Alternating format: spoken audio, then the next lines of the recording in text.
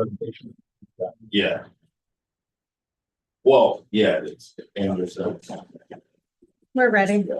All right, good evening, everybody. Good evening. Today is February 10th, 2025. This is the meeting of the Recreation Advisory Board. Madam Clerk, please call the roll. Chairman Simon, Here. Vice Chair Sanchez, Here.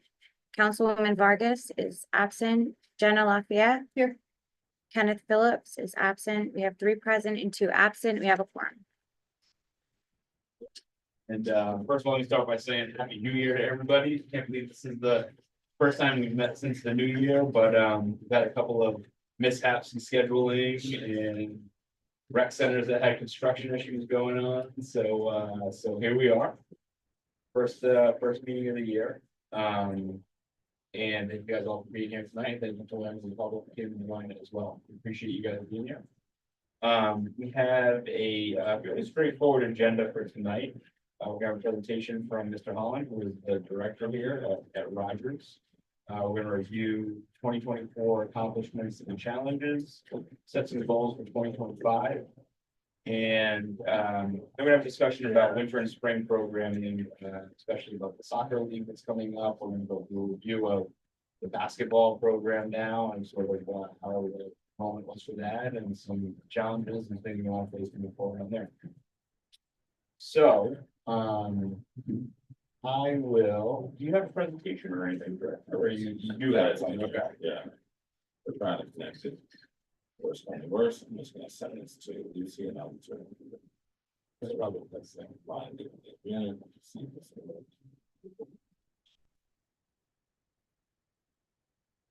And as always, we have Director Grace with us. We'll be joining you part of the.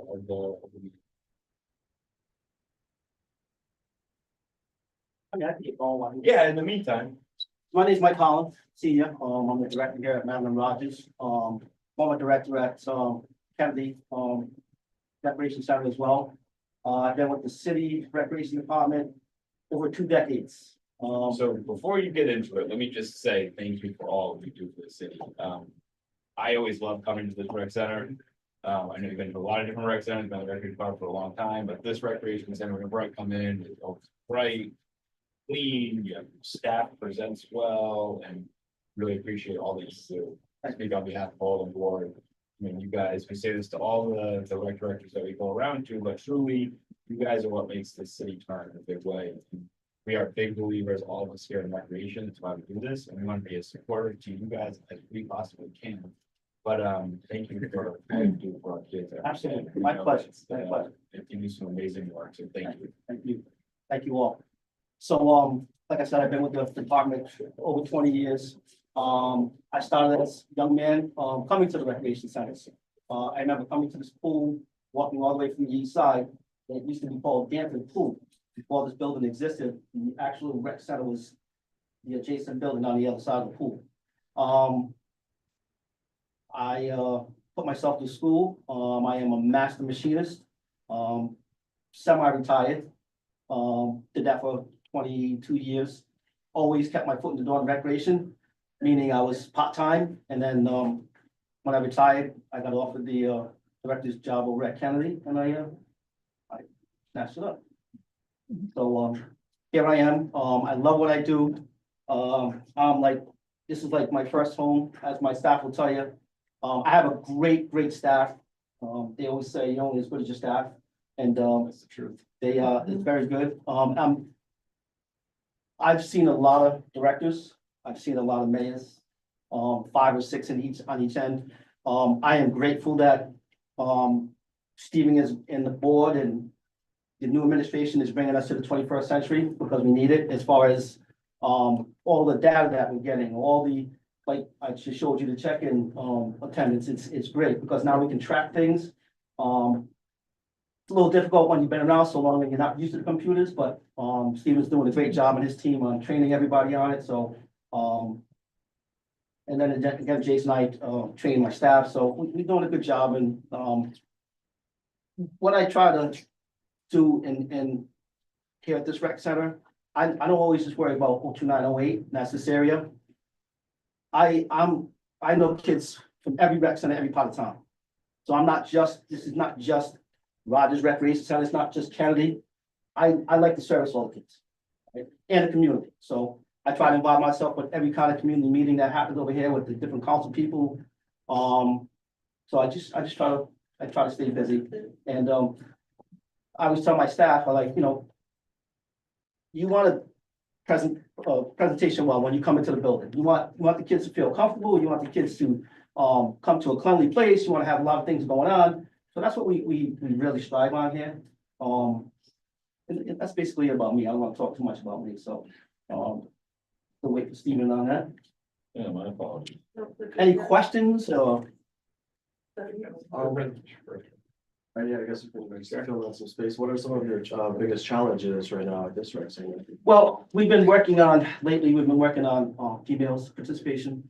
I have a dominant female staff. I mean, I have a lot of females staff, and we're not having problems with getting them in the door. We're having a problem with keeping them in the door. So we're working very diligently on trying to say, okay, so what are we doing? I have my assistant director, Matt Godfrey. He's actually going around doing a survey right now. He's going around to each rec center, talking to the director and the assistant director to find out, if there's anything that we can do that they're doing to get the females in the door. I think that's just my biggest challenge up there. The boys are gonna get the gym. As soon as there's a gym, there's gonna be some more. But that's our biggest challenge. I think that's one that we've heard, you guys do, right? But we're working hard on it. We'll get there. Now, you had mentioned before that prior to COVID, you had better spot with. Yeah, I don't know. I mean, like I said, you hate to keep blaming everything on COVID, but before COVID, we were getting, all the rec centers were getting female participation. When I was at Kennedy, we had all female teams. Every rec center had an abundance of females, and that's, whether it's basketball, if you're doing just a regular arts and crafts program, we used to get the females. I don't know, if I knew the answer to that, I couldn't, we wouldn't be here, All right, we got your presentation up, Director. Go for it. Turn around so I can see there. This So, part, I think, was already handled, right? So, that's the mic, right? yeah. Very cool. Great photo. Some money. Thank you. This is a nice photo though. Love it. Portrait mode. That's and Xander, right? Yep, I got it on my screen. So, this is, this year's, swim team. We actually came in second place. To Zugalo won first. And then, I think, year before last, we came in, third place. So that's, we're trying to get to that first place, which we will. This is our basketball, this year. I think this is our 14 and under, team. We're having, the gyms are packed on our game nights. So we have games on Tuesdays, Wednesdays, Thursdays, and Fridays. Boys 10U on Tuesdays, 12U on Wednesdays, 14U on Thursdays, and the girls are on Friday nights. And then we're right back at it in the morning, Saturday mornings. Start at 9 o'clock and it goes 10U, 12U, 14U on Saturday. So we're extremely busy right now in the basketball program. This was, I think it was an Easter egg event, and that was at one of Councilwoman Grace's. He popped up on, I forget the name of the pop. The one, I know what you're talking about, it's on the river and, On River. Yeah, right on the corner. This is our Christmas thing. I mean, we do the giveaway. We have a family that actually every year, she was a child at this rec center. So she's well off now. She comes back every year and donates boxes of stuff for the kids. This was at the Rogers Park. Yep, I think this was a collaboration of all the rec centers, not just Rogers Rec Center. We have all 11 rec centers were. So some of our programming, it's not much. I mean, there's a lot more than this. They come directly from school. Whatever it be, it's not here anymore. They're over at Swing space. Swing Space at Not Learning Center. We are busing them, veining them in now. Before the school was dismantled, we were getting in the after school program, there's 40 to 50 kids I was getting directly from the school every day. Now we're kind of limited because, of the travel, the family fits 15, so I'm getting 15 to 25 coming directly. A lot of the kids find their way here, so parents are picking them up from school and taking them right to here. So, which is good. We're trying to, like I said, we're trying to get some of the females back in, so we're doing spa day, we do swimming up at, Pleasant View. After school program, arts and crafts, we got a book How club. often are you going over to Pleasant View for swim? We used to go twice a week. I know he's been doing a lot of rental space now, so it's only once a week. Okay, and you guys are going to, Yes, yes. bringing people over, Yeah. that's great to hear. And we're trying to do like I said, we're trying to get the females back into it, so we just did a female only. Yeah. And it was great, they had a class, and we Okay. took the pool down, we had about 25 females, it was good. Book club, what we're trying to do is, like I said, we're trying to get more females back into, trying to keep them in the door. Okay, they come in, we get them coming in, but we just, it's tough to keep them here. Who does your book club? Lucy, no, they don't. How many books a year does Lucy read? Woo, man. I would say, I don't know, you have to ask her, but It's like 100 Yeah, and she does. 20 something, I think. Wow. Yeah. she has, and she's like, has like a legit book club for like, Yeah. she has maybe 100 people that are in her book club. Great. Yeah, it's great. So we're working on that. Garden club, we have a garden right here, so that'll be starting up soon. Computer lab after school. We do game night here, with the big game, so I'll shut half the gym down. I got the big, Jenga, I got the big, tic-tac-toe blocks, we have a class with that. And then this is another, like, off the back thing, brings up making and basketball. Let the clerk report and roll come to in August, just. So noted. Oh, like you have another meeting left.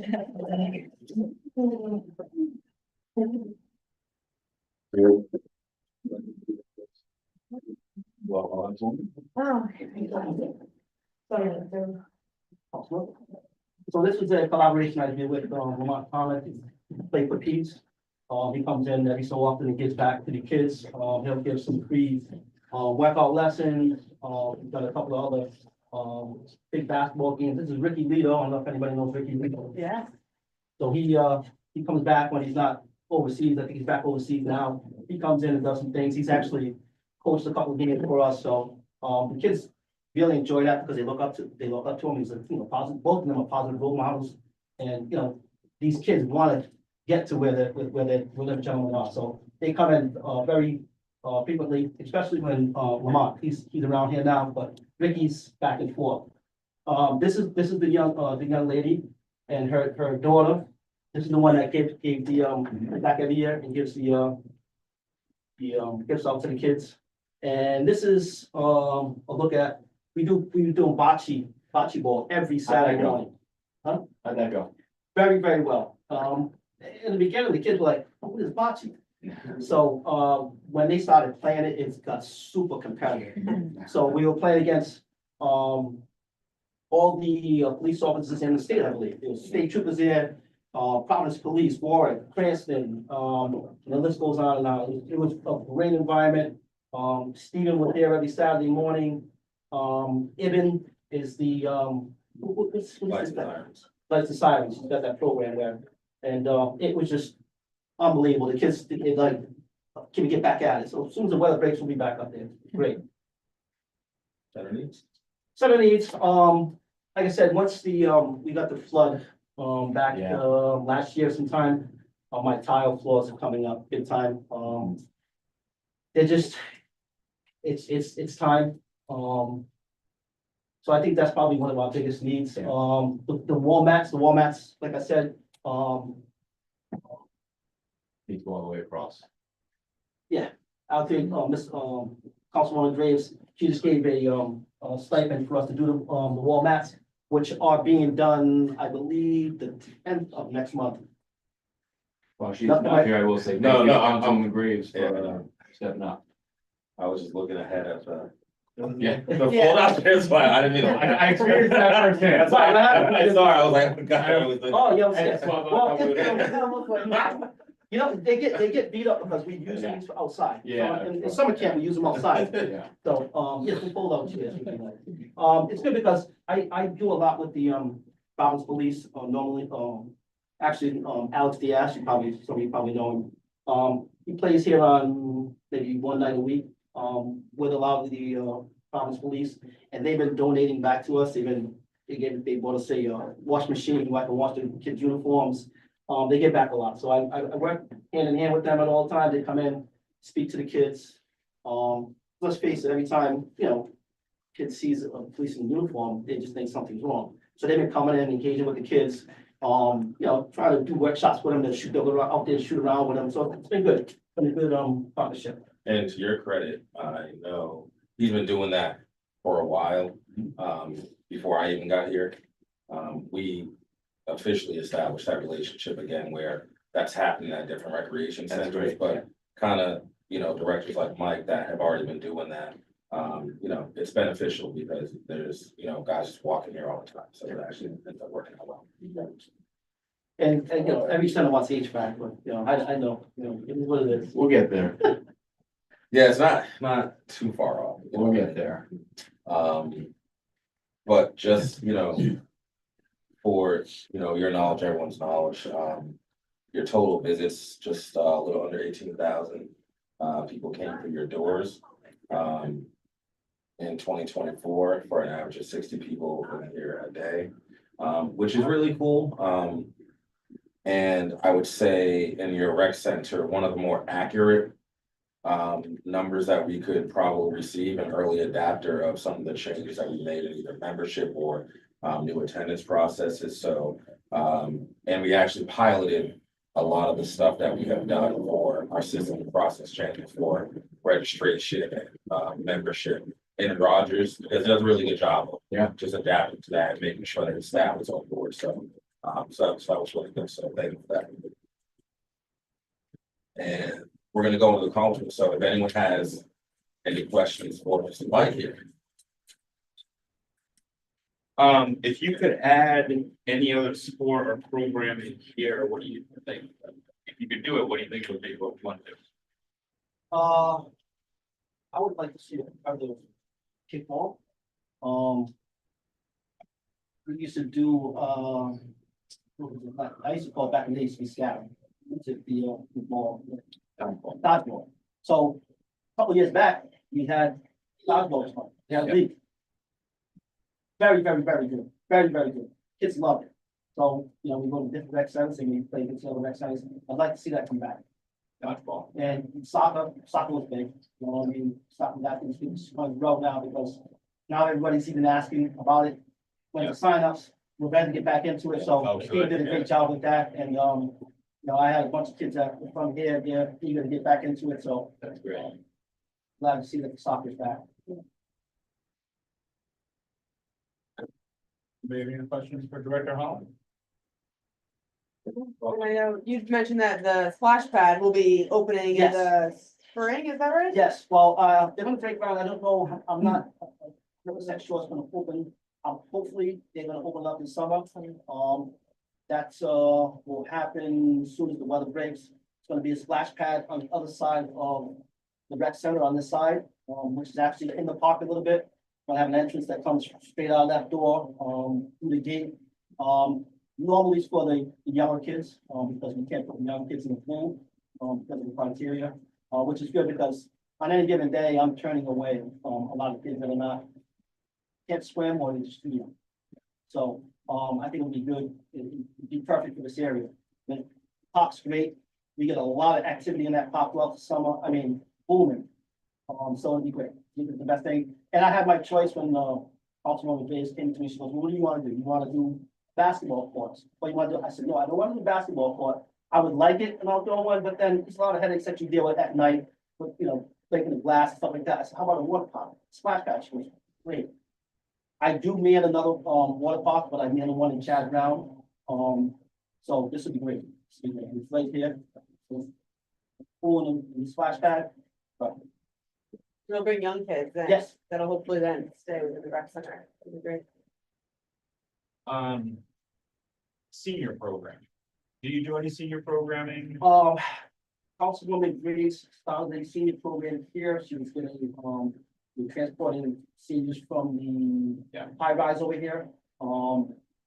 Carroll Towers. Yes, with the weather, she kind of backed off on it a little bit. I'm sure what the weather praise will be about.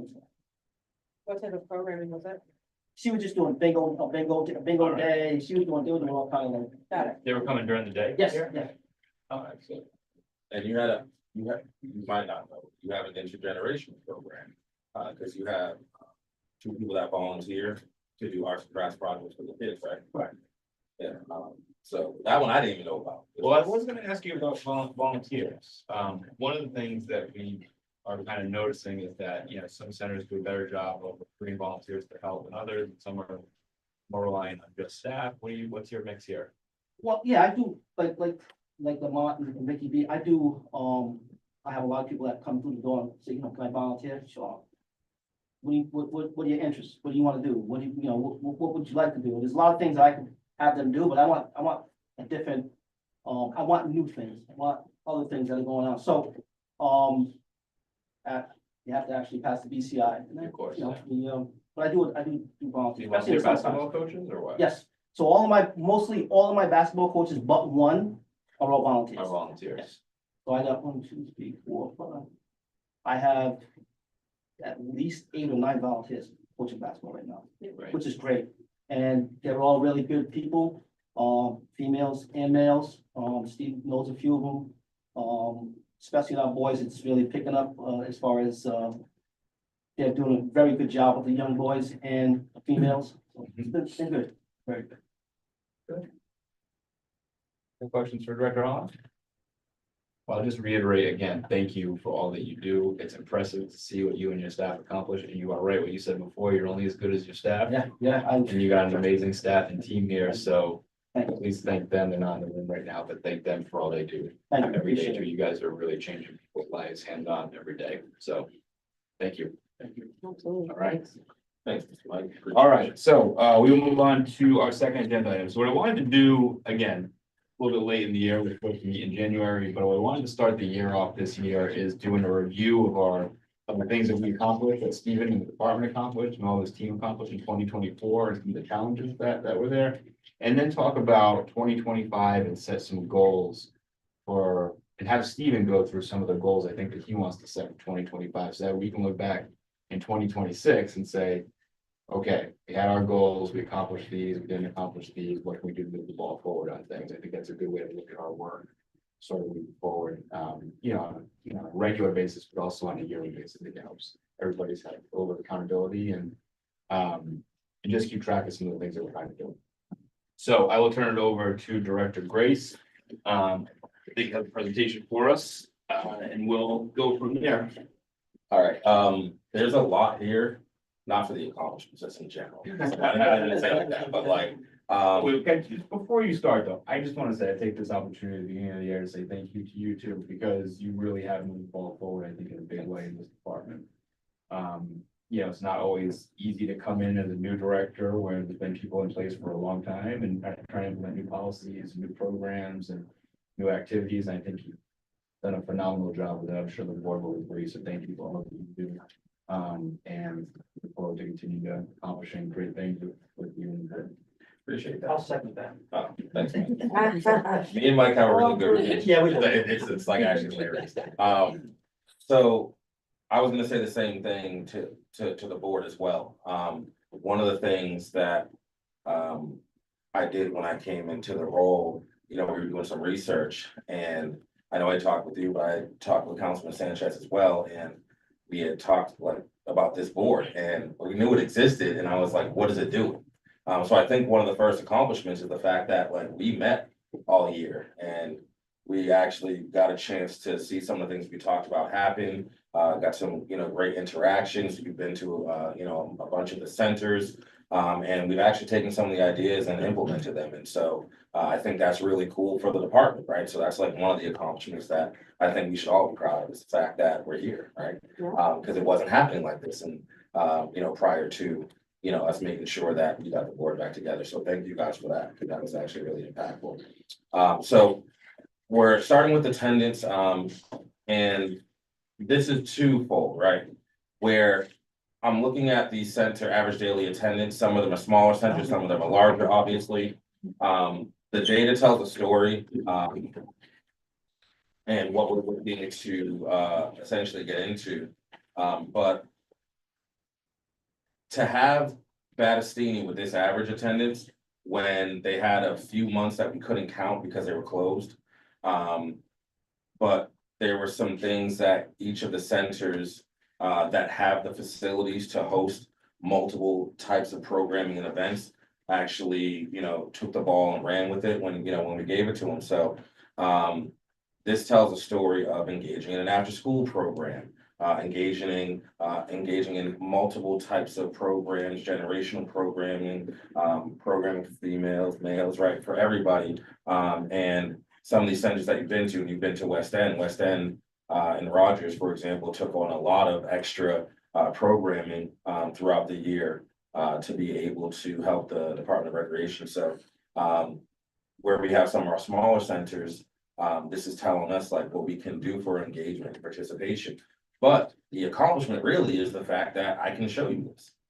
Right, so that's actually the accomplishment, because we know that we have some work to do in some of the smaller centers, and we can actually go down and break it down by month, and we can see seasonally what is actually going on. And now we have that 2 years of data where it's already influenced our decision making going forward. And I'll talk about that. It's an interesting slide, and one question that I have is, what I'm noticing, and it's not huge margins, but the bottom four, sort of on average daily attendance, are ones that are not attached to schools.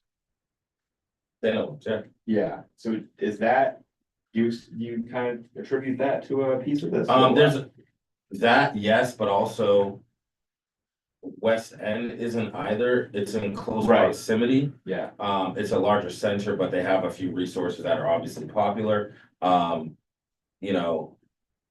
So those ones at the top. Rollins is not attached either to the school. No, it Right is. Right back. No, it's attached. It's attached? Yeah, it is attached. So. But what this allows us to see, and maybe people haven't looked at it before, is that, I may be a Rogers, West End, a Battistini, where I have that luxury of proximity.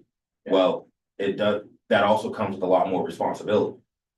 Whereas if I'm a standalone center, I may have to do more to engage. So, Mr. Mike already gave you an example of that. They closed their school, now he goes to Narducci and tries to bring them here. Right. It's not as many before, but we know with the data and like some of the other things that rec centers have done, that we're able to do that. So For those that aren't attached, when they sign up for busing at the beginning of the year, is there an option to have them dropped off at the recreation centers? there's not an that a bus option, stop? there's not an option for that yet. The reason for that is you have to have some type of MOU in place. For that to be able to happen as a program, as an official after-school program. It's very strange. We know that we attribute that to what happened prior to the state takeover and now, where that relationship isn't as strong as it could be. So we're looking forward to actually strengthening that. Yeah, So the ones that we have, like the after-school programs, they are building by building right now and not officially a program that's recognized throughout the city, if that makes sense. Yeah, so we wanna make those more official, and what's gonna help with that is obviously when the city can resume control of the schools and we can actually build extended learning in yeah, our I school. just think it's one of those things where, like, again, marketing and promotional, if we promoted an after-school program at Agliosi or something like that and sent it out to the schools. And said that busing was going to be provided if parents sign off on it, and that would be like a bus stop for. Yeah, well, we actually did that, Yeah, actually, at that center.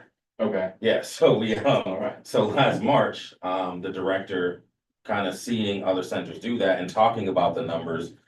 She actually approached Spaziano, Del Sesto, Yeah. and Carnivale and did exactly that. There's only so much capacity, but right, having them as a destination as well is gonna significantly help. Yeah. So that's, kind of what we're working on here. This was a summer attendance. This is something that we're taking a look at this year, like with the average campers per day. Very interesting data here, but just to keep it short. We are looking at what we charge for camps versus the commitment from campers, right, and families. So typically, because of the price, it can look like a second or third option, if that makes sense. Where, Option. yeah, so, even though it's a great value, I can pay the $5 for this week and maybe attend 2 other camps and then come back here at the end. So this data was able to help us make decisions on how we're gonna address that this year, and we'll talk about that later on in terms of our goals. This is our summer enrollment, again, overall rec center attendance versus enrollment. So our average campers per day was 45, right? Our attendance versus enrollment, so it's a 63% attendance rate, which is not great. It's not like we have like an attendance intervention plan, right, for a summer camp, but it's something that we are actually looking into, changing policies, updating policies, and seeing how we can get more commitment, because that means that there's families out there that are getting turned away. And so we're trying to be more flexible about that. Some of the, obviously the data, that was 2023 up there, and that was 2024. A lot of attributing factors, like we've had some very weird summers, with days, pool shutdowns and things of that nature. So there's a lot that goes into it, but overall, it's good to know so that we can kind of react to it. And we are changing some things for this year. Well, I would say one of your major accomplishments as a department and overall is depth. This is so helpful to see. Big time. Yeah. So now we're getting into soccer. Obviously, we started the soccer league this year in 2024, which I wanted to take the opportunity to introduce Francisco Marinel from Guatemala Soccer League. When we went into this project, it was very last minute because we wanted to do something. So we got a sponsor, and we quickly realized that we have no soccer experts on our staff. So we had to partner. So I got every soccer leader that I could think of into a room and said, help, tell us how to do this. And not only did they tell us how to do it, they stuck around to do it. And so it's a relationship and a partnership that was amazing, because they brought their full support into our league to help our kids and ran it through the Department of Recreation. And so, I don't know if we have time right now, but I'd love them to be able to speak about the partnership from their perspective. Definitely. I don't know, Like to recognize Francisco, what's your last name? Martinez. Martinez and Maribel Martinez. Martinez. Husband and wife team? Yes, All right. always. Well, first of all, thank you guys for stepping up for the city. We appreciate that. And tell us a little bit about your experience in building the league. I know you guys had operated independently for a really long time. And so tell us about your partnership with the It's gonna city. be 25 years now, so yes. Yeah. So my late father, Abelardo Hernandez, I don't know. if Yeah, anyone knew I do him. know. actually. So he started the league. He was given the Guatemalan Soccer League, and we've been at Admiral Street Park. So we, ever since my The dad one took down by the over highway? by the Okay, house, okay, yeah, yeah. Narducci was Yeah, the council yeah. member there. So we, always had that league, and then indoor was always an issue for us because of the city of Providence with all the, basketball. So like, it's hard for us to get indoor soccer, but we've been doing indoor since forever also. So when Steve came to us with the proposition for soccer, we're like, yeah, let's do it. Let's get the kids in, because like, this is what the kids want. They want to play soccer, they want to play sports, they want to, be active. So, we started our own academy as well for low income city of Providence residents to kids. And it's been going well, and we want it to continue on year long. We want it indoor and outdoor. So we want to see if we could continue that partnership with the city of Providence Rec Department. So now it's just a matter of seeing what your vision is for the future, for what we can do and how we can help and support and, be a part of this, because Yeah. soccer is a growing sport. It's huge. Oh, So definitely. it's What just, were your impressions of the spring league?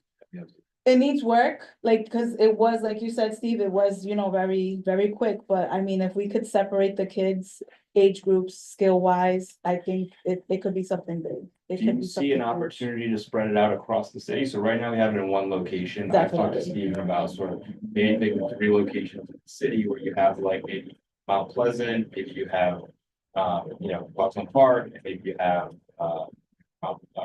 Hope. Or whatever it is, they're just spreading it out in areas. Geography obviously helps a lot of people get there. Do you guys see that as a viable option? I think so. I think it's doable because there are so many kids in different areas that, either, and the skill level also. So it all depends on skill level, I feel, and then, where they live geographically also, Yeah. so that, they're in the same areas and practicing in those areas, so that ultimately it could be a league where they participate and start competing against each other. So Yeah. I think it's a great option. I think it's definitely something we could look into for this year. Yeah, we're jumping ahead of ourselves a little bit, 'cause I think soccer's on the agenda for. Soccer is year round. I think Yeah, it's year round regardless. Yeah. You told me it was a 3-season. No, No, it's a year round sport. Thank you for helping us accomplish one of the goals that we've talked about, is we've been talking about from the beginning of expanding programming, and soccer was definitely one of those things that we want to do. So you guys have been extremely valuable partners in that, so we appreciate you. Thank you. for your help.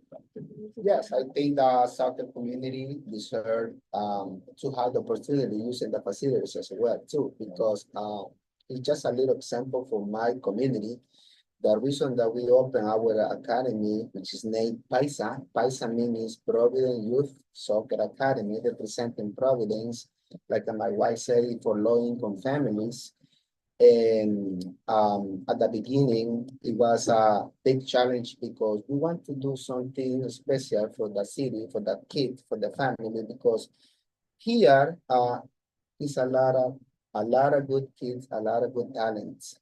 And I think it's not fair that another big academies like a Bruno, Bayside, they come to steal our kids from talent. Providence for $3,000, $4,000, just to bring to play in different states. And guess what? Those kids are in my academy. So I feel so proud. We feel so proud and happy to have those kids to join our academy like a free. So it's very difficult. Like recreation center has a lot of activities and different sports, like Mr. Mike was saying. And it's okay to be free for the kids, but sometimes it's not okay all the sports to be free all the time. For example, the Latinos community, they can pay you to use the gym, and we don't have the opportunity. Thanks, Steven, that he opened the doors. Nacha opened the door for our kids, and also Jailani from Igliosi. That's the only two recreation centers that are open the doors for us. And if you go there, this Jocelyn too, Yeah. last year, thank you for That's that. spring, yeah. And and when I tell the families that we might gonna have another center for them to practice, they pay every day to come and eat $5, not a week for practice. Yeah. To pay the hours that we have to rent to the recreation center. So like I say, it's okay sometimes to be a free. And what I see sometimes the recreation center is a lot of people working, 14, 15, 16, 12, 13 people working at the recreation center getting paid by the city. When we can have another sport, and get support, to get support to the recreation centers with income, but it's very difficult with that. Anyway, we are here to help you guys and any good idea to have, for the soccer as well, because that's what we do, Yeah, thank you. And I think in the city is a lot of good kids with a good talent, Lot of- that we lot can of have good a talent. competitive league if Mhm. we focus on this. Yeah. Yes. Well, thank you More again for than all other that tonight. skills, Yep. yeah. And we'll talk a little bit about the goals and where we see that going. I'm not gonna get too much into the data. I left it up here so everyone can see it. We changed our youth basketball league this year. It was formerly known as the Biddy Basketball League. We'll change it to the Youth Basketball Development League. And what was interesting about that was it was at Kennedy. We brought it to a larger location. And we really focused on the development as opposed to each center having kids in games. And it was actually very successful. We got a lot of great feedback from how we did that, which if you saw how we did the youth development soccer league, you can kind of maybe anticipate what I'm gonna say going forward when you start a developmental league and getting into a competitive league. So that was something that we did this year that was different than the way we did it last year, and West End was a great host for that. We also had. What's the feedback that you got from some of your members who went to that? Well, they loved it. Good. I started it, many moons ago back at Kennedy. Yes. It needed to be a larger It facility. did, yeah. It needed to be more controlled. It was, Stephen did a great job with the different rec centers and the people that were helping out. So like, it had volunteers from every rec center helping out. Yeah. And it was just a Good. bigger venue, you know? We also brought back the bowling league, which was really cool this year. Great. So all rec centers participated. It was co-ed. Washington Trust helped us out and sponsored that. We also got a sponsorship from the Dick Sporting Goods Foundation to be able to put that on. So it was excellent. That was one of the more enjoyable times that we had to go and see the kids bowl. And they actually kept stats like for the league. I would get a printout every week and you could kind of see like how they improved. So it was actually a pretty good league. And that's something that working with a partner helps us to do, because we work with a partner who runs leagues, and then we ran it through the Department of Recreation, but we bring the partner in to kind of facilitate, and then you get some of the benefits of their league with the support of the Recreation Department to be able to put on a great program. So that was another example of just collaboration to, you know, I don't have to be the expert in every sport. I gotta find who the expert is and work with them and make sure that it's a great product. So that's what we did for the bowling league. Was there, who was the partner for the? We were at, do you know the guy, I apologize, I forget his name. You know the guy's name that does the bowling league? Marty Jones. There you go. So Marty Jones is, he runs, what's that called? I forget what it's called. Lanes. Lanes. Lanes. He's been there forever. He's a pro bowler, and both of his kids, he's got a son and daughter, they both are in college bowling. It's very, very good. Yeah. Great To program. college. Yeah, a lot of people. Full scholarship. It's probably the number one unused scholarship Yeah. out there. They both got full scholarship. Yeah, so it's actually pretty cool. So it's great to introduce the kids to that. This was our second year doing municipal exploration. This is the program that introduces departments in the city or other organizations that exist in the city, are doing work in the city, and then eventually you get an understanding of that's a job opportunity to workforce development and introducing the kids to that, to see the different creative jobs that are available for them in the city. So these are all the organizations that we did municipal exploration day with. So we did 8 of them this year. We're looking to expand that as well. So we had sports camps over the summer. We don't talk a lot about them because we usually talk about our summer camps, but they are well attended. So we had baseball and basketball camp. We had a bike camp, cheerleading camp, a flag football camp. We had a sailing camp, soccer, track and field, volleyball. And so they are very successful and well attended. And one of the things that we saw was that because of the value of our camps, some of the attendance numbers that you see are a lot of kids attending a week-long sports camp and then going back to their camp. And so we know with the data now, like because we're doing it, we can track it now. So just by making a simple adjustment, like you're in a camp, you're just not in the summer camp at the time, those attendance averages are gonna go up just because we can flag that. Other changes that we're gonna make, but we do allow families to register for both, but they're always well attended and obviously sell out very quickly. One of the other accomplishments we had was our personnel expansion. We hired first David Onyemyem. He is the Director of Special Projects. Next was Xander Mon, she's our Media Content Manager. Then we hired Louisa Gitan, who was in our main office to helps with all of our operations and clerical work, which is really important because of the expansion and all the new programs we're doing. And then recently was Ceci Granados, who is the director of the Elmwood Community Center and spearheading our community engagement efforts that you'll see in a little bit. I told my directors that it's been 2 years, and while we have expanded programs and sporting like leagues and we focus a lot on our internal system improvements. We wanted to make sure that whatever we were asking our directors to do, they had a support structure and a system to follow to do it. So eventually led us to some highlights here. Our 5-step idea and creation process. This is a 5-step plan on if you just follow this for whatever idea that you have, you're going to naturally get to the department within recreation that can support you. It's almost forcing you to do it. Where if you follow it, you're going to get marketing assistance, you're going to learn how to get funding, you're going to learn how to engage the community, right? You're going to learn how to do the paperwork properly, you're going to learn how to follow our marketing guidelines for the city, you're going to learn how to do a lot and use the technology to be able to do that, right? And so that was really cool because our directors that use it are doing some really cool things right now. We're also always thinking about how we share information and how can folks know about programming. It's a culture shift that happened, right, that we're still working on, but we literally had to say, what are the types of events and programs that we want to know about? Because within any recreation center, there's always something going on. Not everything needs to be shared.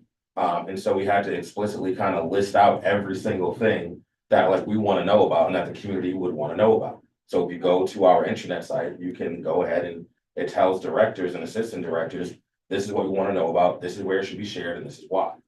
So we worked on that because we had a goal and we talked about it, you know, as a rec advisory board, like more programming needs to be shared and through the website and on social media, and this is where it starts.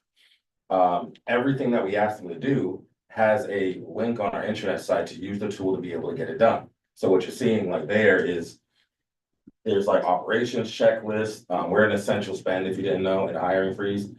So very quickly we adapted, and if you have an essential spend request, it's there. You can get IT support, you can write incident reports, request time off, anything that you have been asked to do is available here. And it's really, you can do it on your cell phone, right? So and we also provide the cell phones, right? So like, and the iPads and things like that to be able to get this stuff done. Behind the scenes, this is what led to the website and sharing the programs and being able to have online registrations and things of that nature. So that was really cool. We also, we had community members that like were asking us to sort programming, etc., and make sure that like you can find it easily. So we created a filter list on the website under programs to be able to find this stuff. So that was like a system improvement. We converted our event booking and space booking system to what's called Event Manager, so that we could understand facility usage more and who's renting it. So these are actually real numbers, the most used locations, right? So you can kind of see, you know, who's doing the most rentals, who's getting the most activity, you know, bringing in people from the community through this system. So that's actually great. We actually are in the middle of doing trainings on the new system and providing the community. Next up would obviously be little leagues and kind of converting them and getting them to be able to sign up for the system so that they know how to use it.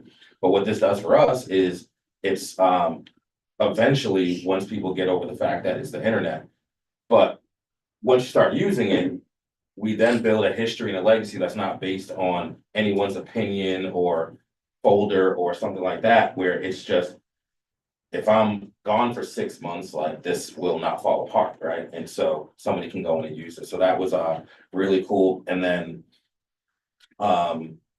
we also, that's not shown here, we started using Asset Essentials, which is an asset tagging and maintenance system.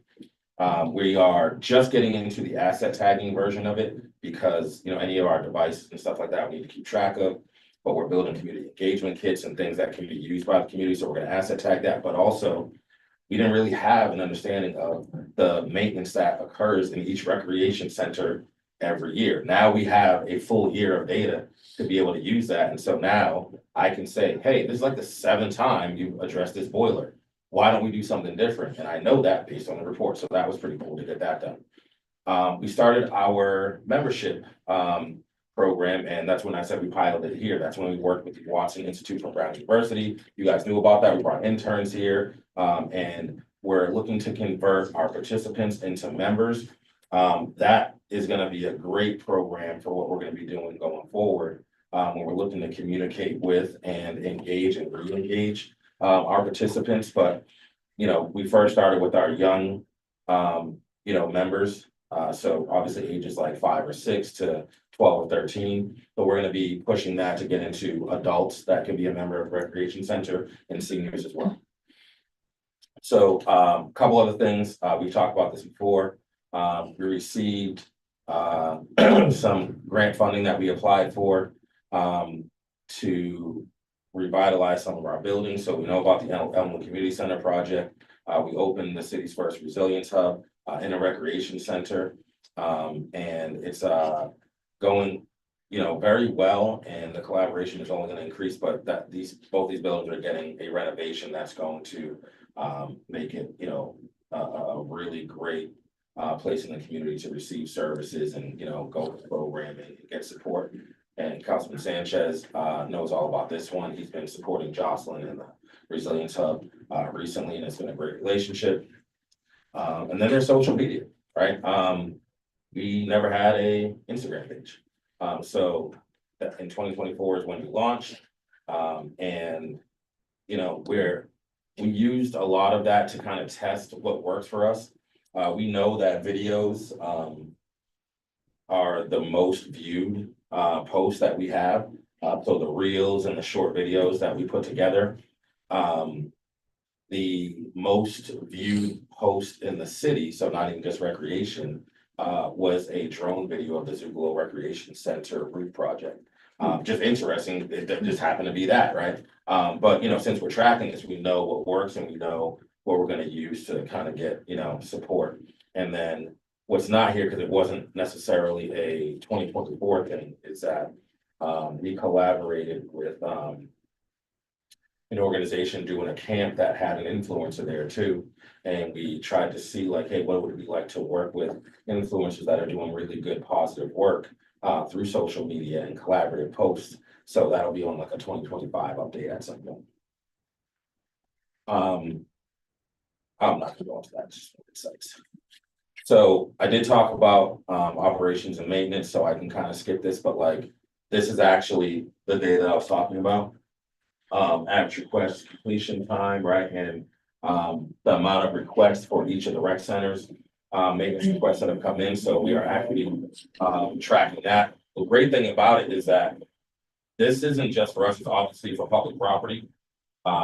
So that they have this data as well, and so we work together to be able to not only pilot this, but actually get it up and running. Yeah.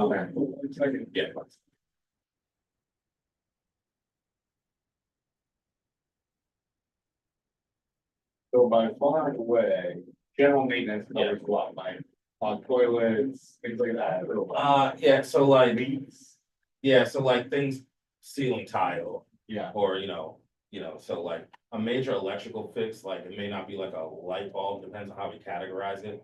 But yeah, there's what was interesting is I was looking at this before, Plumbing and lighting. yeah, plumbing, lighting and HVAC were really high.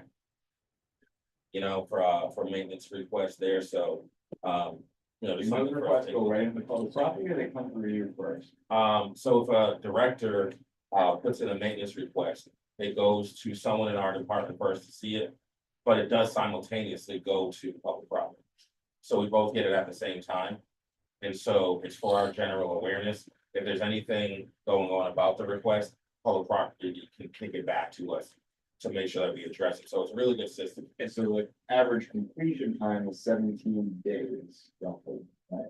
Yeah, and the reason that number is gonna be like really skewed is because There's some bigger long. there's some long-term projects that like just the completion time is just, but also it could like, that includes from when it was requested. So like, there's always a couple of days that go into it, and depending on like how serious it is, you have like a week of maybe assessing the issue as well, so. it Now, goes into- is there like a tickler system, like if a request is put in and it's not addressed, that it gets pinged like it's been 2 weeks? Have you Yes. back on this yet? Yeah. So we do get notified. If nobody approves, moves it on or something like that. So nothing, no request is sitting, so all your directors know that this is the best way to submit an issue now is through this program. And if you don't get, if nothing is heard back, then Yeah, so many of my directors now will, because they know that the system's in there. And they'll say, hey, they'll actually call, which is great. And it's a level of accountability where you actually have someone to call, and you know someone will actually follow through on it. Because now it's tracked, so like, and then they get a response that they submitted something. So it tells you guys too, right? Yeah. So just for instance, about a week ago, my, friends were doing it, one of the group, like, we talked about that. So, sorry, I got to. Vice Chair, thank you for. So I do it on the group, and I put it in after the sanctuary, and the next morning, called him the night before. And it was taken care of. The flowers. He jumped right on it, so he got it, public property got it, I got a call back from him as well, and public property, and, it's fixing on it. And now, is this the system that the city is using citywide, or is it a specific rec system? No, it's kind of citywide. It's getting there. So like we were an early adopter, but Yeah. generally, yeah, everyone's gonna be on this at some point. Okay. So I know, I think City Hall's on there at this point. They're using for like maintenance requests, I'm pretty sure, because I kind of see them, but yeah, it's way better than what we have. Yeah. That's good. So So- again, good data. So some of the challenges that we've had, for 2024, some types of activities and community members are most interested about at recreation centers and community hubs. So this is just kind of telling you, this is like responses from surveys that we've done. At different community engagement events, this is what we brought Ceci on board to do, the director of the Elton Community Center. And then the barriers preventing community members from participating in activities at recreation centers or community hubs. Lack of information, number one. Right, unawareness of opportunities, right? Unawareness. So you can really look at that as like 50%. Altogether. So like 50%. So, and that, and that's what's funny, and I'll mention that in some of our goals in 2025, because this helps us. A lot of the directors, when I did their performance eval, we talked about communication. Like communication, and he knows I am adamant. Did you put it in the calendar? Did you do this? Did you do that? Right, so that's kind of like where we're gonna build that system. And so now we're gonna get into the goals, unless anyone has any questions about what we just went over. I know it's a lot of information.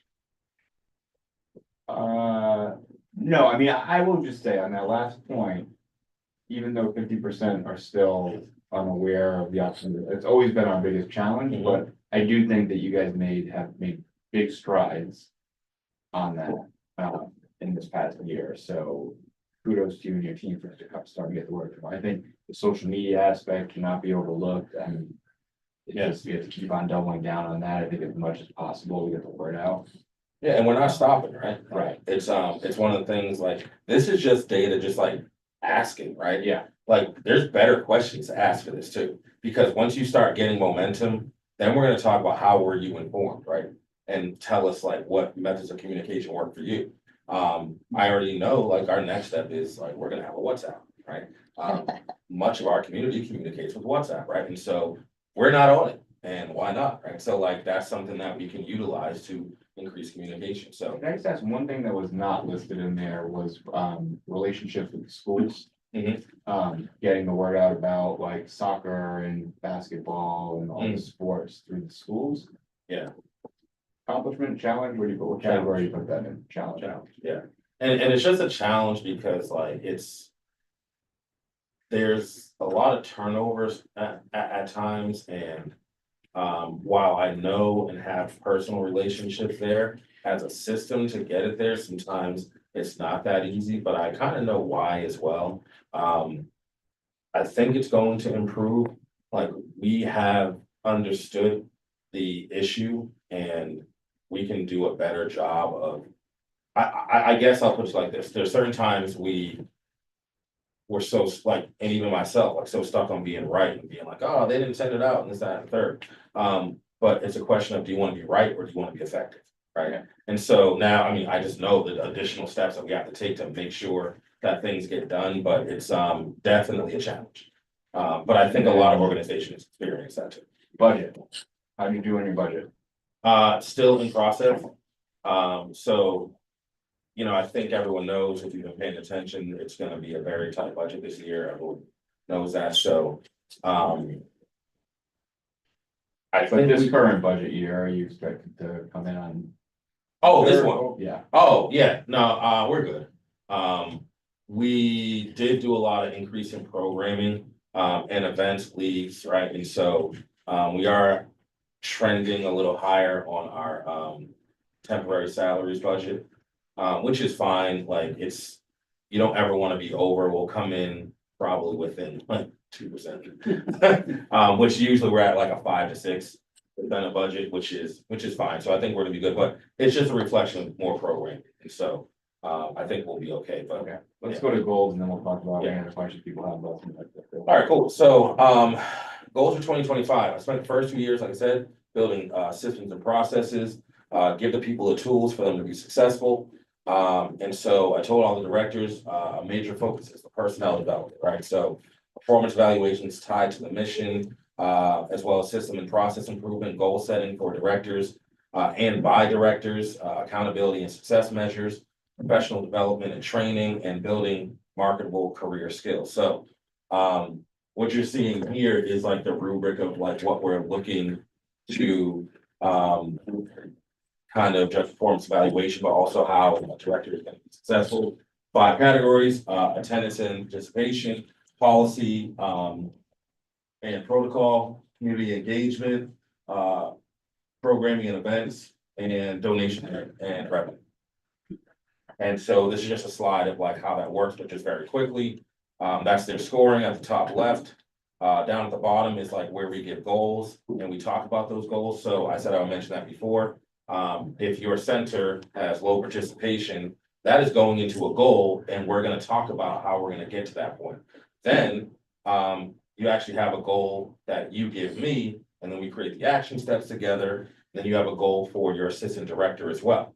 And a lot of times, what I'm finding with a little bit of coaching is that, and Mike, you did a really good job of this, kind of understanding that, oh, I think my assistant director's goal should be tied into the goals that I have for the center. And so that person can help out. A lot of times, the director and assistant director, it's not like they don't work well together, but they're independently working and not understanding the success of the entire center or tied to it. So we created that. And then they have every single thing, existing rule, regulation, policy, procedure as part of their performance evaluation that they can go to, and that's what that intranet site was. So everything that's in here, they can literally go back to what I showed you earlier to just do it to be successful, and it's all there. So that's what we worked on to get to this point. Then we're talking about programming, so expansion and or improvement of programs. So convert all, registration online, so decrease some of the paperwork that kind of bogs us down. Increase. So now that we've had kind of a good, I'd say 6, 7, 8 months of online registration, explain why that's important, that everything go online now. So, Cause I, you know, I'm a strong supporter of Yeah. that. I think that everything should be online at this point. there's a couple of reasons, right? Most programs are gone online, right? Like, so just like in the country, right? So we know that. So it's keeping up with that trend, but also, it creates equity in the registration process. And what I mean by that is not everybody has an internet device, and we understand that.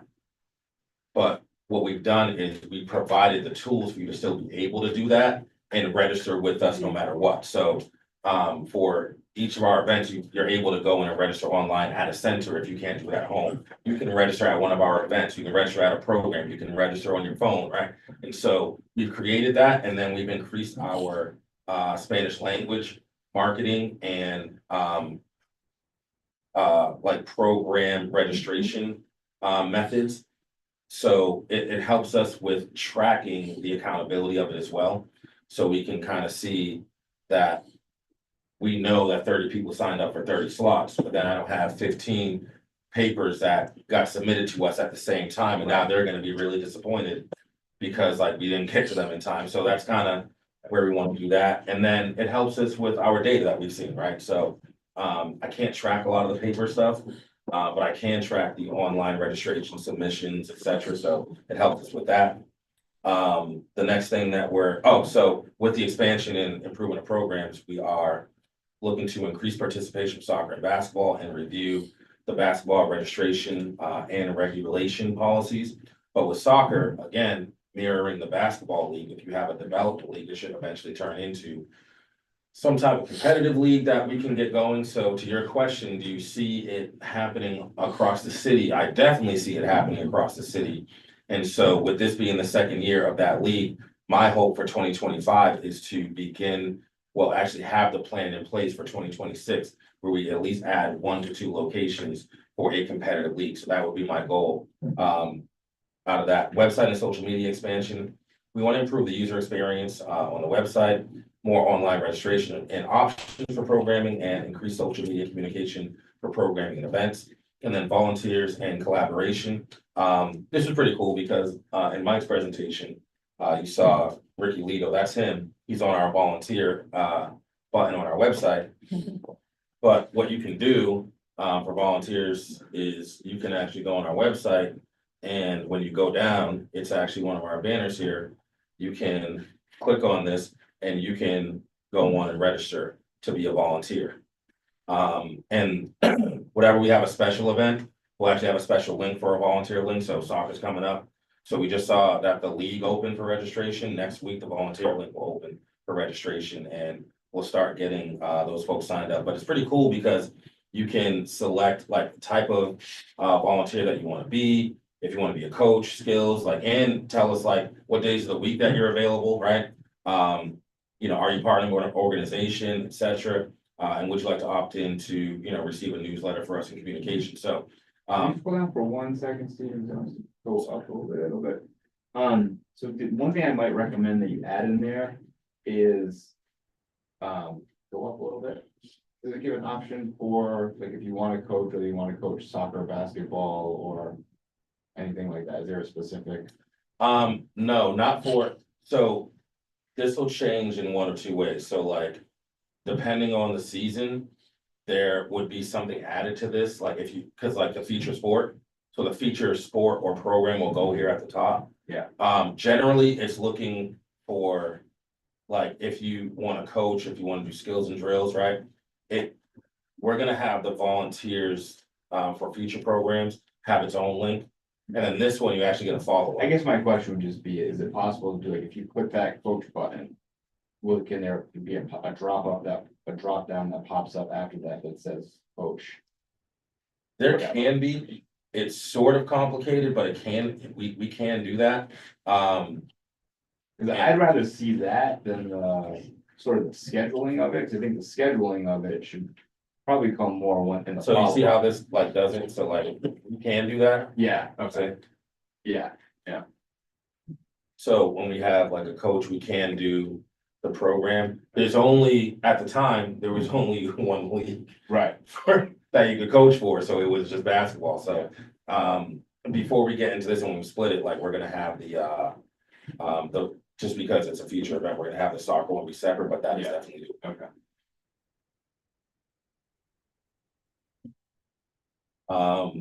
So that would be volunteers in collaboration, but also utilizing our community partners to build upon like goals that we have that are shared goals, right? And create more sports programs and, you know, that are facilitated by the Providence Recreation Department. So that's one of the goals for 2025. And then we have winter and spring program. So obviously, we're in the middle of our basketball program this year. I'm sorry, let's just pause for 1 second because we've gone from goals into, I think, the last agenda item. Councilwoman Vargas, Gemma, do you guys have any questions or thoughts about anything that you guys have seen so far about goals or accomplishments for the previous year? Just one thought is I know you said one of the goals of this is to establish goals and then be able to go back and decide what Yeah. goals were accomplished. I mean, is there the format you're hoping to follow, or is it literally just like going through line by line item and saying, you know, did we succeed at this? Did we not succeed at this? Or, I think it's line by line. yeah, We're gonna have, so. I have to do this in another way. Yeah. That I have to look at both of them, because there's some things that like I can put down officially and some are more, you know, not anecdotal, but like.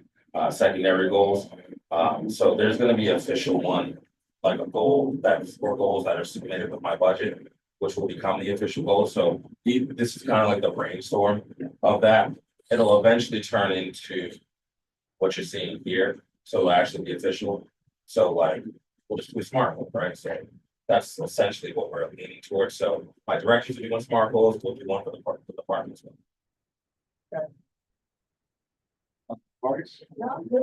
All right, so let's jump into the last agenda item, and then we have a general conversation about all of this, but, to be around winter and spring programming, basketball and soccer. So, we started on January 11th for basketball. We have 374 boys, 140 girls. The championship date is March 8th. One of the things that we want to talk about for basketball is, again, I mentioned it, like the registration process. After the league concludes, we're actually gonna meet, because for the last 2 years, we've been taking a look at registration, the league makeup, like communication, right, structure of the league, and we're gonna address it similar to what I said, we're gonna do something, right, and now that we have some data, we've seen some things happen. I don't know exactly what is going to happen, but we are gonna make some improvements for next year. To Mr. Mike, suggestion, like increasing female engagement is gonna be one of the priorities.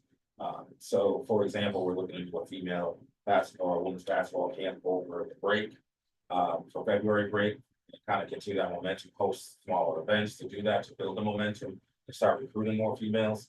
But for basketball, just if you know you're reading it or listening to it, we have 3 divisions, 10U, 12U, 14U, for girls and boys, and we play at each recreation center. So really good competitive league, it's fun, a lot of people know about it, participate in it, but I think we all know we can make improvements, and you know, that's gonna be one of the goals that we have for next year. Anything specific about basketball? Well, Jenna, you might want to share your story. Well, I've had a few thoughts on it. I've talked to several people involved in the Vincent Brown. I think one of my thoughts is people are sometimes hesitant to sign up for leagues without understanding the full logistics of the league, right? And so, for example, my daughter would be in the 10U, but we didn't understand like what day practices are and what day games are. And I know you might not have that fully decided based, because you don't know who's signing up yet, right? But if you can base it on the previous year's data, if you now have the data and you can say, you know, girls' practices are Monday, games are Friday, I think you'll just get higher registration numbers. If at the outset you can, you know what days, you know, days and times practice, I should say. Another thought was potentially opening it up to girls, maybe not in Providence. And, you know, a few people in Pawtucket that were girls that are 9 that would join, and I kind of asked the director of Vincent Brown, he's like, no, unfortunately they can't, right? And so the thought is, can we charge them if they're not in Providence? They could sign up. Definitely. I mean, they would join, right? Like, I think that's one of the biggest issues. There's not a lot of all girls basketball. There's a lot of co-ed, and girls are hesitant to play co-ed. So I think with a little more structure, I think we could get more girls. And one other thought that just came to me when I saw the Providence College is the PC women's basketball team has girls teams play at halftime of every single game. It'd be cool to get, and I can connect you with the people over there. It'd be great to get some of our Providence rec teams playing at halftime of the PC women's games. And we could get them free tickets. I mean, we could get all the kids free tickets to the women's games that play on campus, right? They don't play downtown at the dump, so it'd be very convenient to get kids to those games. No, that's actually pretty cool, because Even we around, get tickets. around college girls basketball too is done. They're doing actually really good, Yeah. so. Yeah, and I think, Yeah. to address one of your first concerns, like the schedule and knowing when practices are and this, that, and the third. That is a symptom of another issue, right, which is the registration process. And it takes us, because of paper and like getting things in late and kind of seeing that process. And so, like, it is a process that is, I think, it's like too much that we're doing, like, we're Yeah. doing a lot of work, and I don't think it matters as much as we think that it does. Or it's as important as we think that it is to collect certain things that we're asking for, so, but like, we have to address it, but that is definitely a symptom of the fact that leading up to the league, like a couple days before, there's a lot of paperwork we don't have.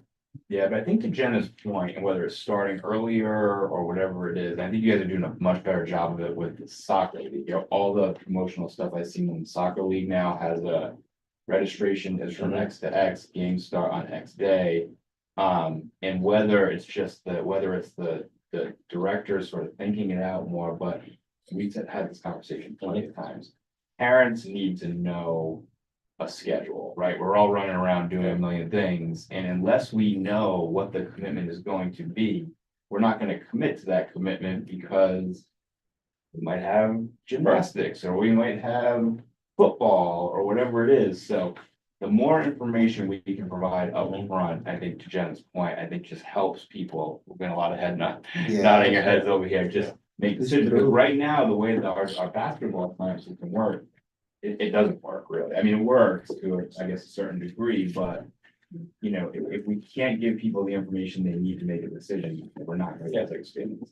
And the other thing that I would just say on basketball, and you and I talked about this, is our schedule of our basketball season runs counter to, not counter, but much later than a lot of the recreation departments across the state. And one of the things that I think that we really should shoot for next year is get involved around youth basketball association traveling teams. We have great players in our city, and I think that we really should put together either 2 or 3 different Providence teams, whether Providence, North, South, East, West, to participate. I mean, we have probably the best basketball players in the city here that we don't showcase on the statewide level, and we should. Absolutely.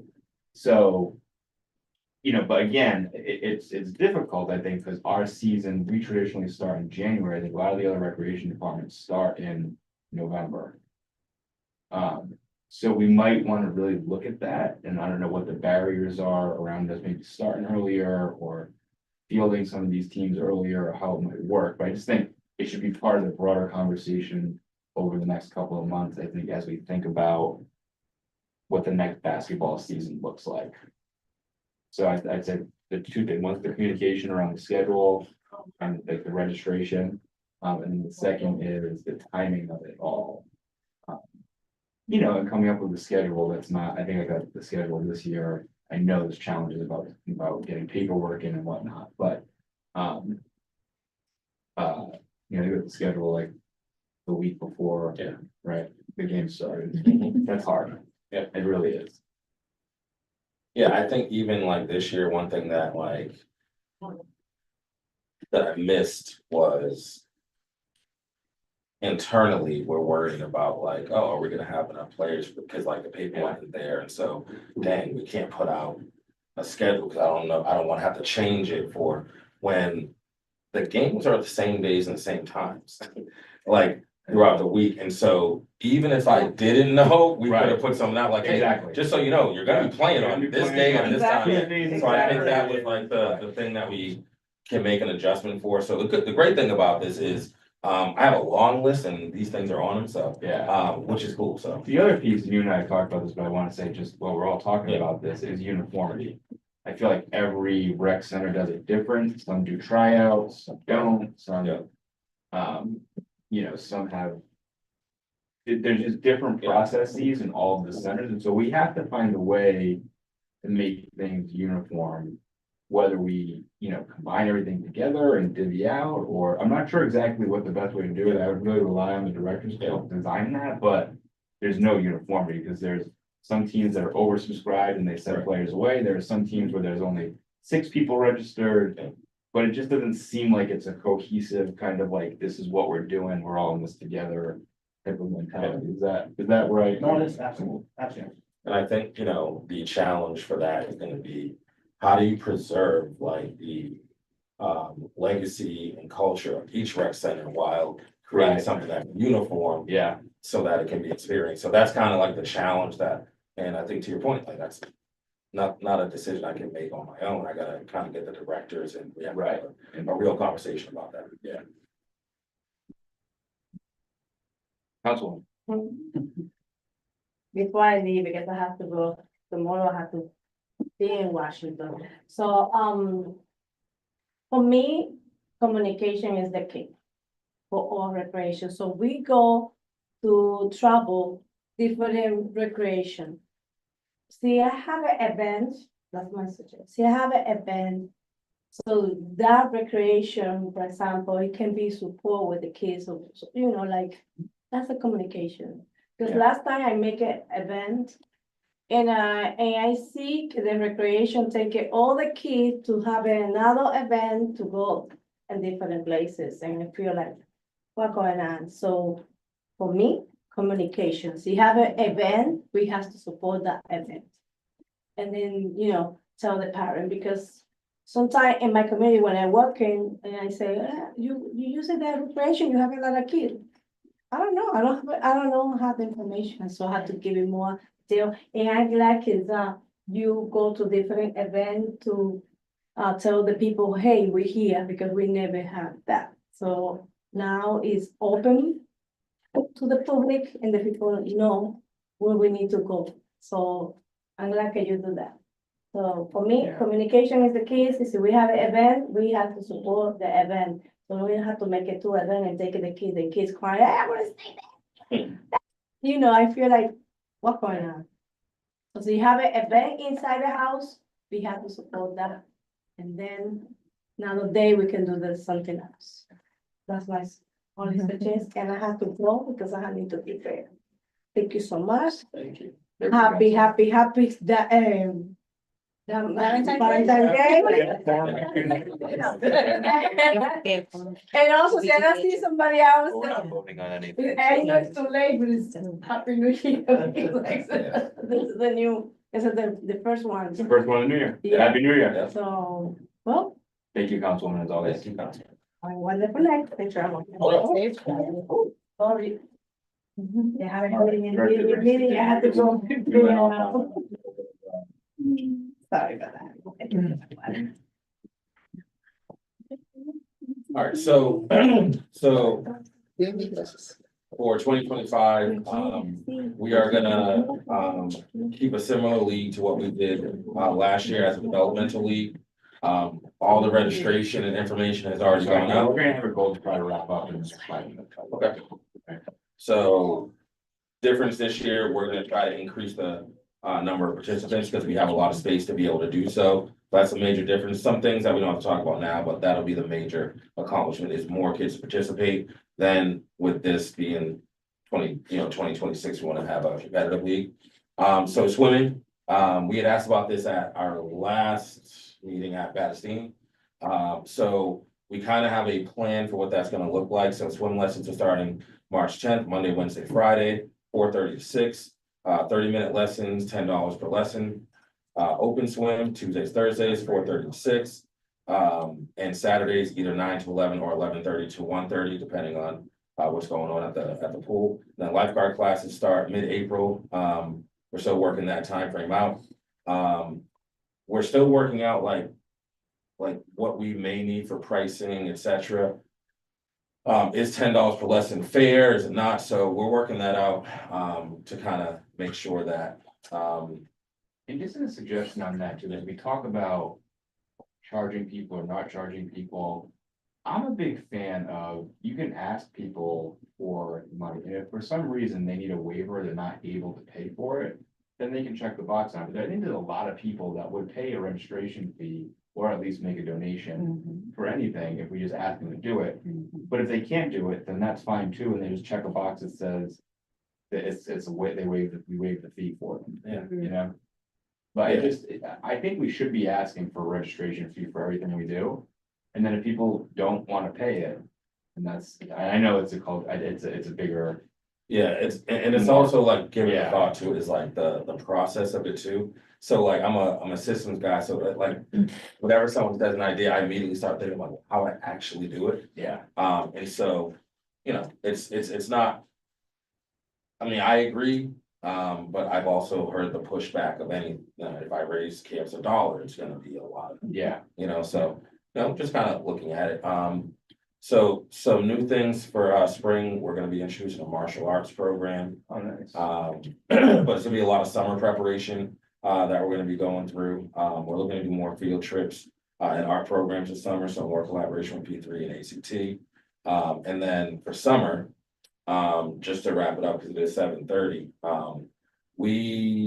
I didn't write them here because they're still up in the air, but like some cool things to know. One of the things we're trying to introduce this year is that you can register for 1 week of camp as opposed to having to register for all 7. So obviously we realize, so like if I am going on vacation for the first 3, but I want to come for the last 4, then you can register that way. Or if I'm gonna be at a sports camp, I can register for the sports camp and not miss that week. And so we're hoping to create a system where we can plug and play and we know how many kids that we can have because you have the ability to do that. We're looking at a 13-year-old half and like volunteer process that's gonna be run officially. Because camp stops at 12, you can't work till you're 14, so a 13-year-olds. We talked about that, and then I know we have time, so that's like the major change. Is the thought that do you have to choose like each week in the summer you're like, I'm gonna do 1 through 5, or like how is? Yeah, so if you know Yeah, that you are going on vacation from August like 1st to August 8th, and that's a week of camp, then you don't select that week. I'm just wondering if it's $5 regardless, why someone wouldn't just check all of them, like. If you changed it to $5 a week, then it would make people only check the weeks they're going, right? But Yeah, it's gonna be tough without like increasing the price fully, but Yeah. like. It's for folks that know that I'm gonna be at an event, and like before, we just wouldn't address it, now we're just saying like, it's okay.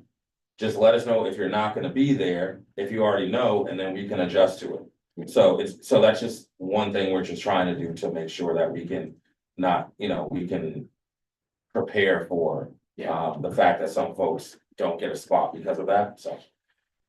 Yeah, because we are turning people away from our camps with capacity, right? Yeah, because they fill it very quickly and, Yeah.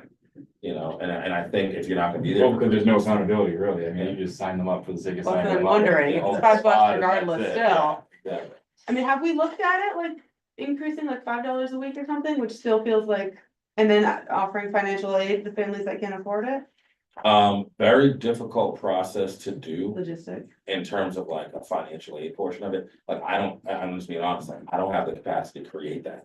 That was Well, I mean, something. we kind of already are doing it. It's like, if you ask them for the $5, whatever it is, and they check the box, we're essentially subsidizing it already. Yeah, but as soon as you get into like any income-based, like. Yeah. Solution, like that takes it out of Oh, like. I'm not even No. saying we should do, I'm just saying a simple check the box and take somebody's word on it. If you can't afford it, then you say, I can't afford it. But some people, like I said, I think.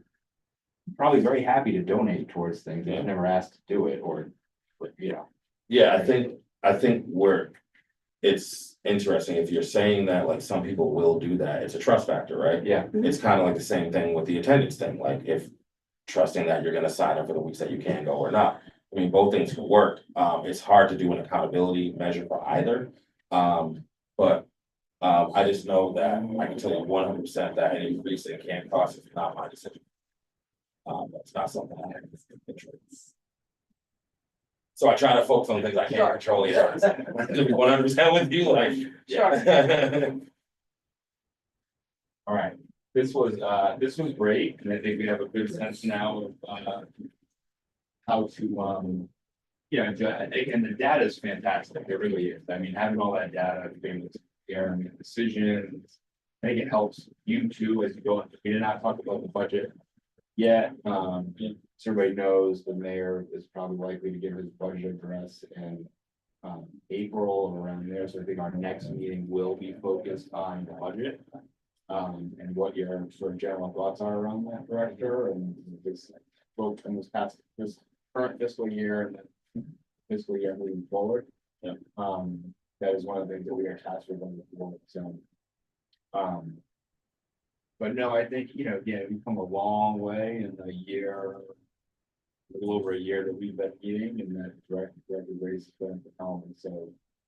Kudos to you and your team, you're doing a great job. And have a successful 2025, and we'll have some goals to continue to monitor for 2026. Goals. Any other, we got open up for public comment at this point, if there is anybody who's joined us would like to say anything, or anything you heard tonight, or anything that you want to add to the conversation, please feel free.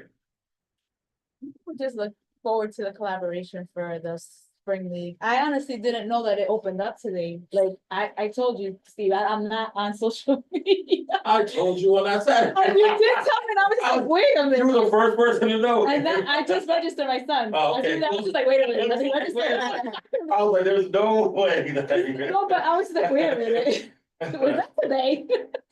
So, I mean, I am looking forward to the collaboration that for this, and I really do like that it's now February. We have time to, like, gather all the people that need to be gathered for the for this upcoming season. Is it still gonna be just for now West End, right? Yeah. Just for now, what we did last year? Okay. Should be fun. I know I'm not really technically supposed to, but can I make a comment real quick? I'm the attorney for the covering president, one of the attorney for. And also a wonderful state representative. I would, in terms of having the discussion of cost, understanding our community, that if you put an increased cost on something, even if you have a checkbox, it might spread the word that actually they're charging for it. So I would caution in terms of the way that you frame, if you do decide to do that, right? I agree with the director in terms of, especially right now at this time, people are in tight budgets. I think we all are being strained in different directions, particularly, our individuals. So, if you do that, just be cognizant that people might interpret it as though it's being charged and it's not volunteered. Or they feel a certain, I've experienced it as an immigration attorney, like, oh, there's fee waivers that you can apply to. No, I'm not gonna apply for this. I'd rather pay. So, you might create that tension, so just wanted to point that out. Yep, thank you for that. Anybody else? All right, before we adjourn, I always want to thank our clerks for the road show. We appreciate you guys, all that you do. We know that we keep you guys probably bouncing around the city more than a lot of other committees that you guys have to do, so. Sure, you become pros at it. Right, and all night. Yeah, I mean, in terms of the year's accomplishments, you guys now set these up in like, I remember the Yeah. first one And was your like. we're email kinda like today, trying to right? figure out what So, Thank thank you guys for all you do, as Thank always, you. we appreciate you. So that, I'll entertain a motion to adjourn. Well, we don't need a motion, we have a quorum, so we're adjourned. We're adjourned, excellent, okay.